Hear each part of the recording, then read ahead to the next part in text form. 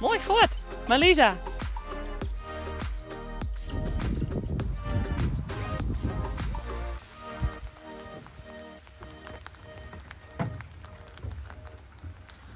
Kiewieten ben je in Prutten. En die leppelbekken, die staan daar.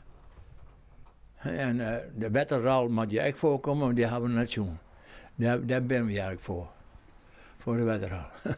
Ja. Dat is dan de sport, zeg maar, om die dan te treffen? Nou, het is mooi, die show, hè, die show je net voor, die is heel schuw.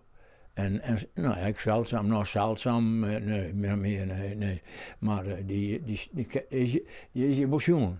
Maar het is gewoon correcte afwachten, hè, wanneer show je hem. Ik kan dan ook wijzen dat je hier heel lang zit om te wachten totdat je hem show? Nou, wie wacht je net zo lang hier? Nee, we zijn al, eerst hebben we 3 uur geweest. Ik ken gewoon uren zo staan, hè. Het is ook wel leuk om te weten dat het gebied eigenlijk uit de Lauwerswei ontstaan is. Meestal ben je kamp door de Lauwers, maar dan moeten ze het wetter erbij hebben, dan heb je weer heel wetter. En dan groeven ze sletten om hun lauwen heen. Maar doordat ze dat deden, ontrokken ze het wetter aan het veen wat eronder lag en dat zakken weer.